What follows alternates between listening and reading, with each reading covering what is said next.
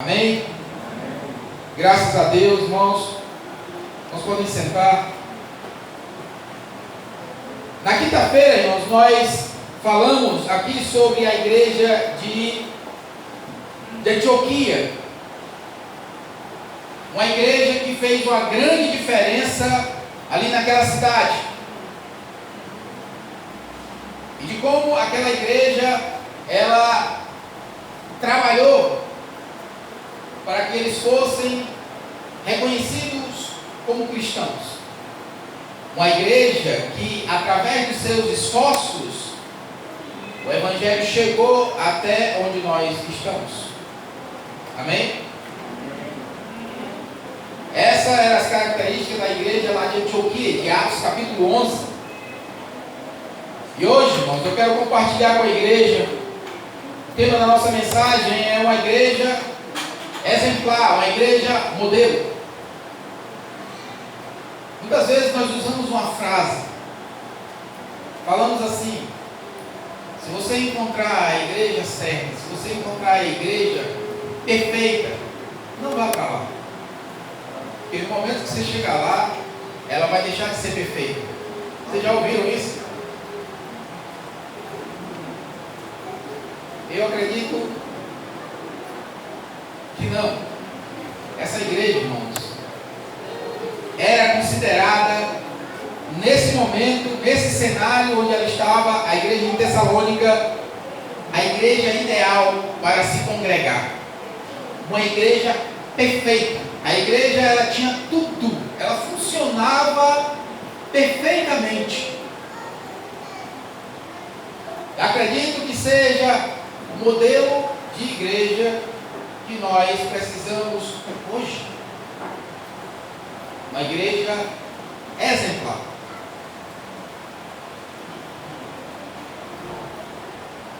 E o apóstolo Paulo, ele começa falando nessa igreja, agradecendo a Deus por ela existir.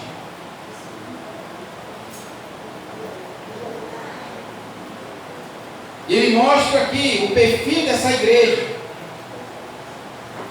de como ela se conduz,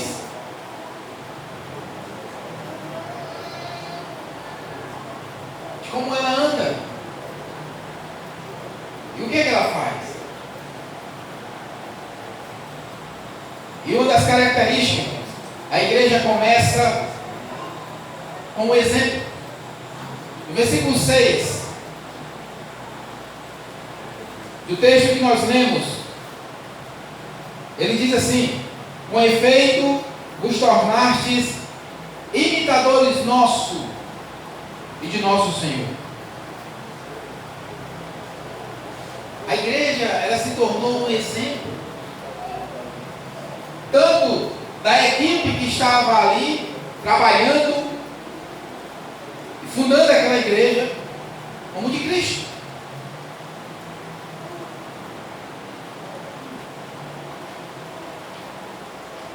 E nós vamos perceber no versículo 2 que o apóstolo Paulo, ele agradecia a Deus, ele dava graças a Deus por essa igreja existir. E eu pergunto à igreja hoje: você já agradeceu ao Senhor por essa igreja existir? A igreja Peniel, a igreja cristã evangélica Peniel. O apóstolo Paulo, ele estava orando por essa igreja e dando graças a Deus, porque a igreja de Tessalônica existia. E ele continua ainda dizendo: damos sempre graças a Deus por todos vós, mencionando-vos em nossas orações. De vez em quando eu me lembro, versículo 2, não, ele diz: sem cessar. Eu oro por essa igreja, eu agradeço a Deus por essa igreja, sempre, sem cessar, porque essa igreja precisa existir. Essa igreja é o modelo ideal, ela tem um perfil do que a igreja precisa para subsistir, para sobreviver. Pergunta é: Nós estamos na igreja ideal, nós estamos na igreja perfeita, nós estamos na igreja modelo. Podemos dizer que nossa igreja é o modelo de Cristo. Somos imitadores de Cristo, somos imitadores daqueles que têm a fé fundamentada na palavra, meus irmãos. Essa igreja, ela se torna modelo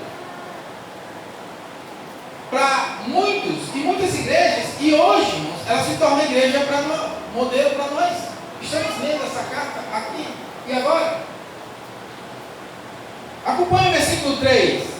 Ele diz: recordando-nos diante do nosso Deus e Pai da operosidade da vossa fé. Irmãos, uma igreja que tinha uma fé operante e positiva, operante e alerta, uma igreja viva. Eu lembro da fé que vocês têm. Não é uma fé duvidosa, não é uma fé superficial, mas é uma fé operante. Amém? Amém. E não só isso, ainda no versículo 3 ele diz: além da fé operante, de um amor abnegado. Ele diz: da abnegação do vosso amor, vocês abrem mão de tudo que vocês têm. Vocês têm um coração bondoso, um coração aberto. É um amor não fingido. É um amor que vale a pena. É um amor que se doa. É um amor que se entrega. Que igreja, irmãos. Que igreja. E ainda mais ele diz: além desse amor de entrega, vocês têm uma firmeza na esperança.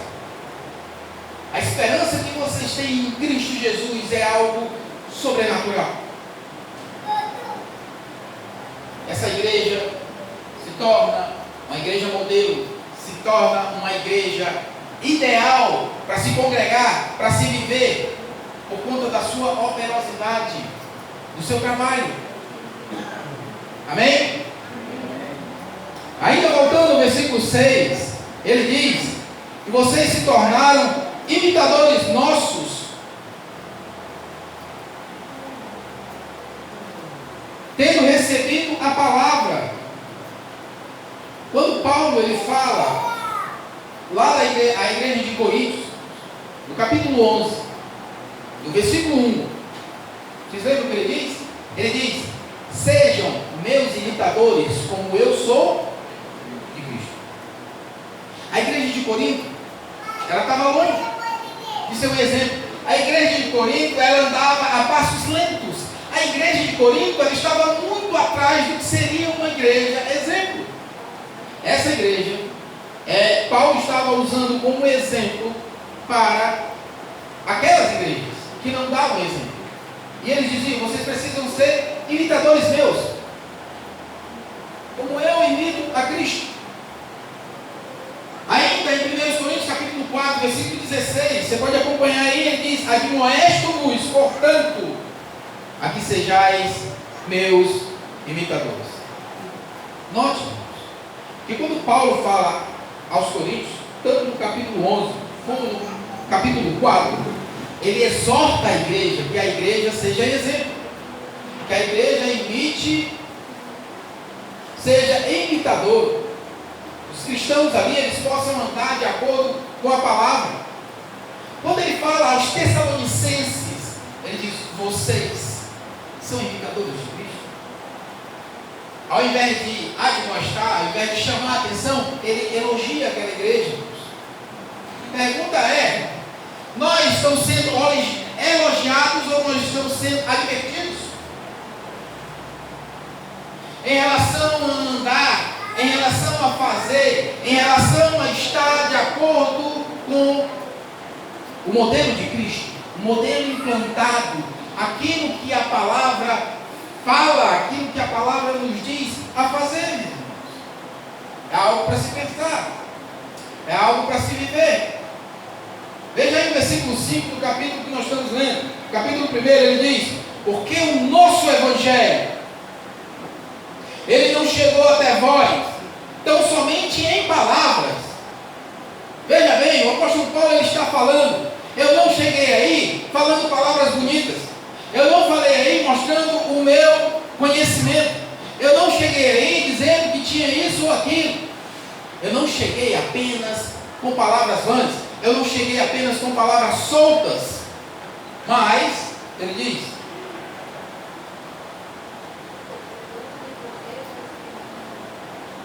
é o Espírito Santo que faz a obra, meus irmãos. Amém? Nós podemos falar a noite toda, pregar muitas coisas, falar de muitas coisas. Se essa palavra não estiver carregada com o poder do Espírito Santo, se o Espírito Santo não estiver trabalhando em vidas, nada acontece. A palavra pregada é quem faz a diferença, porque o Espírito Santo trabalha através dessa palavra. A pregação do Evangelho traz a transformação de vida. Romanos capítulo 1, versículo 16, a palavra diz: pois eu não me envergonho do Evangelho. Por quê? Porque é o poder de Deus para a salvação de todo aquele que crê. Glória a Deus. Amém? E quando ele diz aí, porque é o poder de Deus, essa palavra poder, ela está se relacionando a dínamos, dinamite. É a mesma palavra usada para dinamite. Quando ela fala que é o poder de Deus, é como a potência de uma dinamite. É o dínamos de Deus, é o poder de Deus.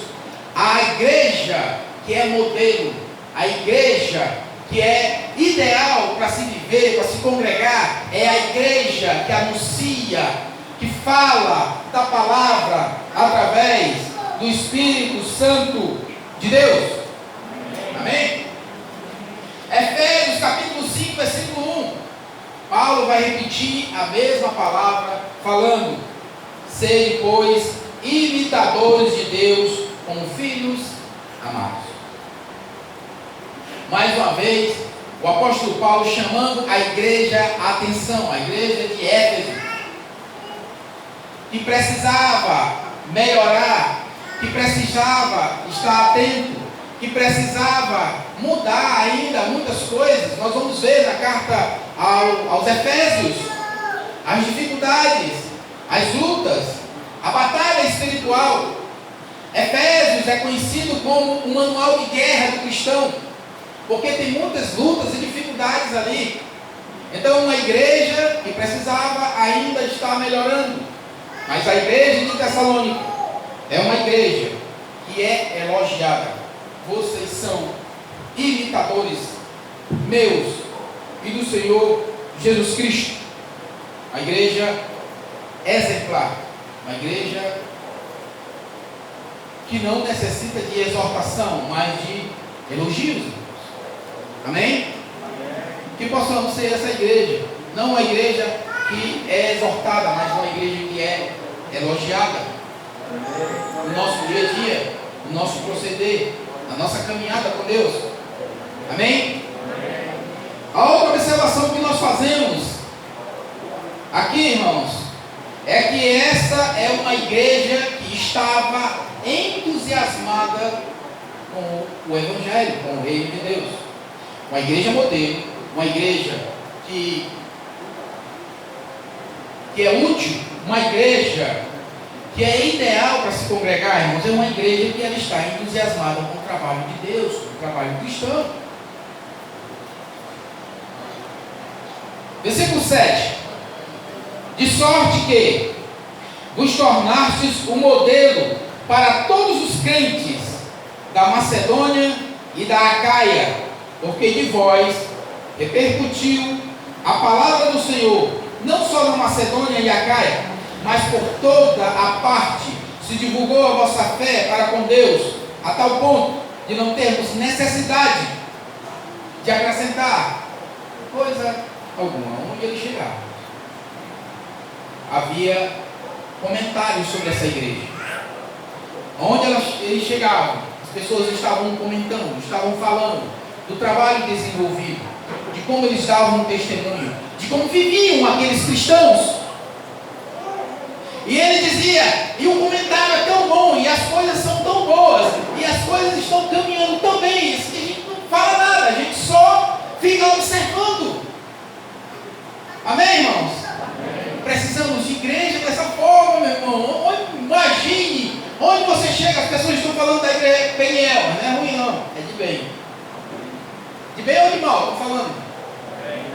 De bem ou de mal? Amém. Essa igreja, irmãos, ela contagiou as outras igrejas que estavam ali naquela redondeza, naquela região, porque eram cristãos sinceros, porque eram pessoas que eram operosas, que estavam trabalhando, eram pessoas que se encantavam com o reino, que se envolviam na obra, que estavam empolgados, entusiasmados. Tem alguém aqui empolgado? Tem alguém aqui entusiasmado? Glória a Deus. Amém? Amém. Mateus capítulo 11. Uma igreja que prega, uma igreja que está envolvida com o trabalho, com a obra de Deus. Mateus capítulo 11. A partir do versículo 2 a palavra diz assim: quando João enviou do cárcere, quando João ouviu no cárcere falar das obras de Cristo, mandou por seus discípulos perguntar: és tu aquele que estava para vir? Ou havemos de esperar outro? E Jesus respondendo disse: ide anunciai a João o que estáis ouvindo e vendo. Os cegos veem, os coxos andam, os leprosos são purificados, os surdos ouvem, os mortos são ressuscitados, e aos pobres está sendo pregado o Evangelho. Amém? Note que nós temos ali em Tessalônica uma igreja que está entusiasmada com o Evangelho, entusiasmada com o trabalho, entusiasmada com o reino. Aqui nós encontramos Cristo, que não parava um dia só.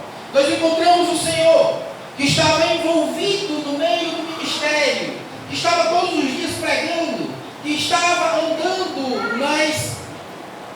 nas vilas, nos povoados, nas cidades, em todos os lugares. Cristo estava pregando. Era um homem empolgado, entusiasmado com o reino. Ele veio para isso, meu irmão. Amém? E você veio para quê? Foi salvo para quê? Os discípulos que andavam com ele, a turma que andava com Jesus, era alguém entusiasmado, era alguém que estava com vontade, era alguém que queria a cada dia andar com ele. Diz a palavra que a cada dia aquela multidão crescia, porque era alguém que contagiava, era alguém que estava envolvido, era alguém que estava entusiasmado com o trabalho que fazia. Meu irmão, nós precisamos nos entusiasmar com o Evangelho, com o reino de Deus. Amém, meu irmão? Amém. E a cada dia que nós nos entusiasmamos, e a cada dia que nós estamos mais empolgados, a nossa vida cresce e nós prosperamos. Nós não temos tempo a perder com mais nada a não ser com o reino. E Jesus, ele chama esses homens. Aí ele diz, João, ele manda os seus discípulos verificar se realmente era o Messias, se Cristo era o Cristo que era para vir. Vá lá, pergunte a ele. Pergunte a ele se ele é o Messias verdadeiro. E quando eles chegam lá, Jesus, ele não fala.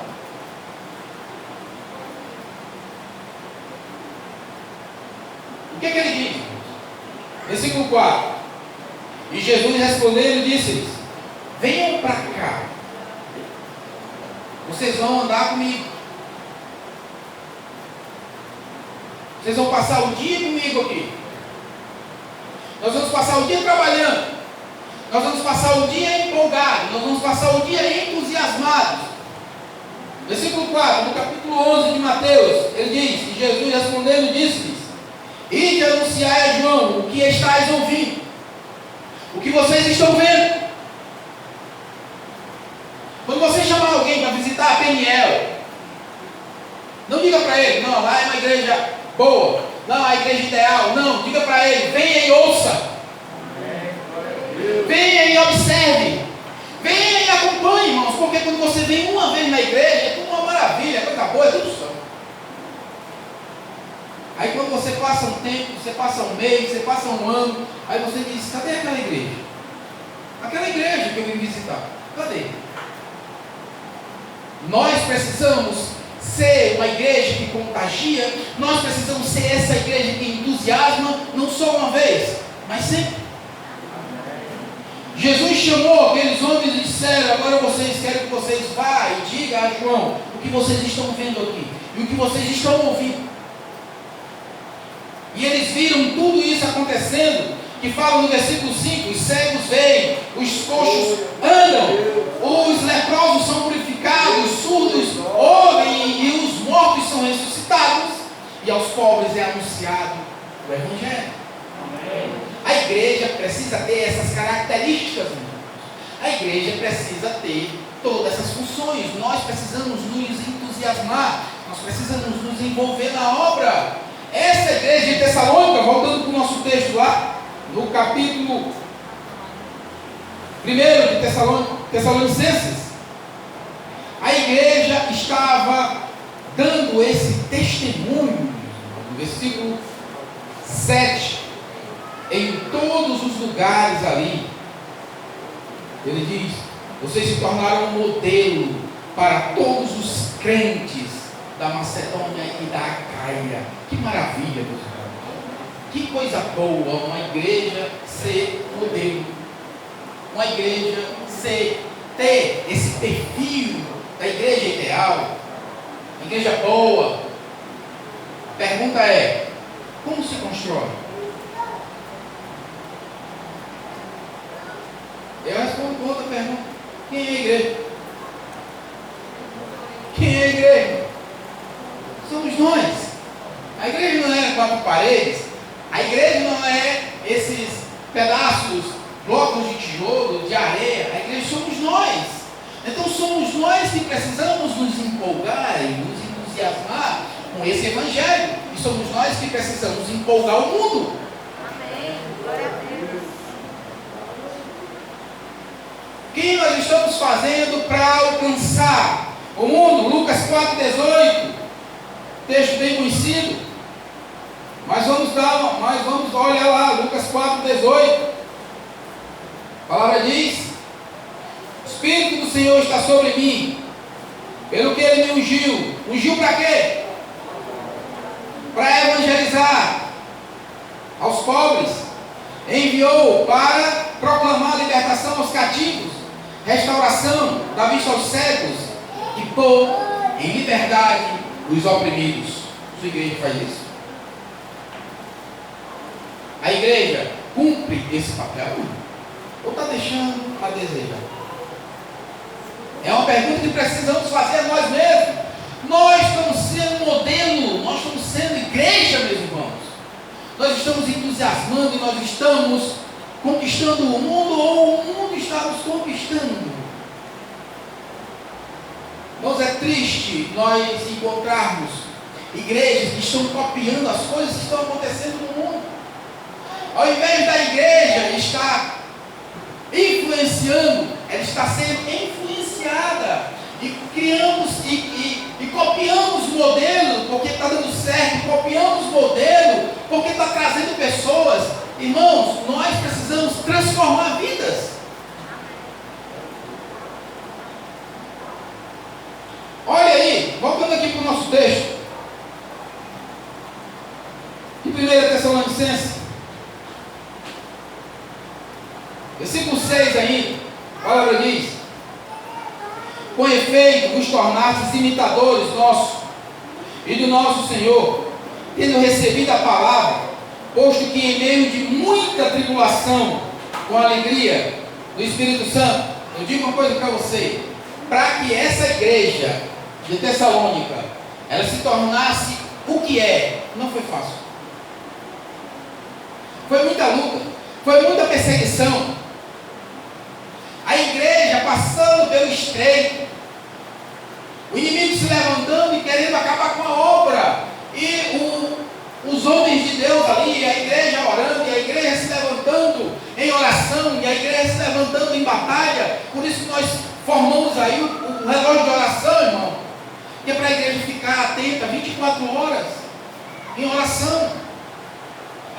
Uma igreja, ela não sobrevive sem a oração.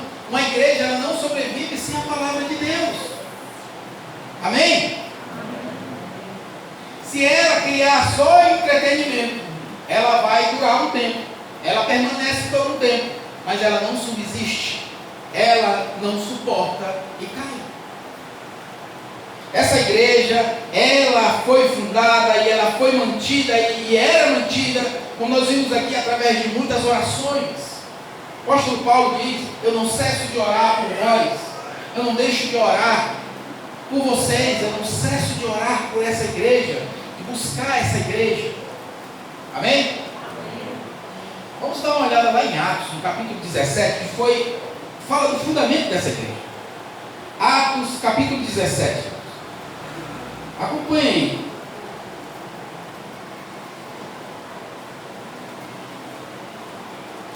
Fundamento da igreja de Tessalônica. Diz assim: tendo passado por Anfípolis e Apolônia, chegaram a Tessalônica, onde havia uma sinagoga de judeus. Paulo, segundo o seu costume, foi procurá-los e por 3 sábados arrazoou com eles acerca das Escrituras, expondo e demonstrando ter sido necessário que o Cristo padecesse e ressurgisse dentre os mortos, e que este é o Cristo, Jesus, que eu vos anuncio. Alguns deles foram persuadidos e unidos a Paulo e Silas, bem como numerosa multidão de gregos piedosos e muitas distintas mulheres.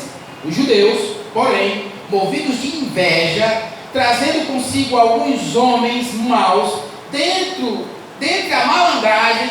Eu gosto, irmão, porque a palavra de Deus, ela não esconde nada. Eles juntaram assim só a nata do que tinha ali, do que não prestava, daqueles que estavam jogados por ali. Eu acredito que muitos desses depois se converteram, mas eles juntaram aquele povo e disseram: rapaz, vamos acabar com aquele negócio ali, vamos lá, vocês que gostam da baderna, vocês que gostam de quebrar as coisas.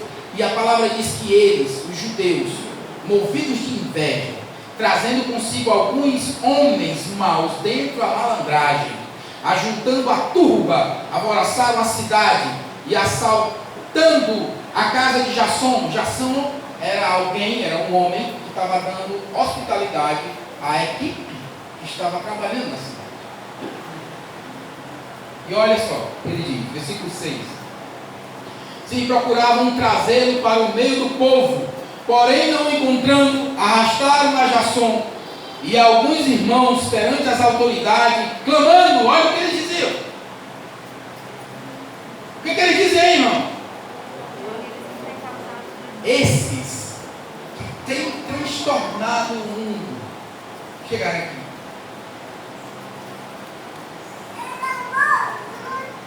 Qual tem sido, irmãos, a nossa recepção quando nós chegamos na rua?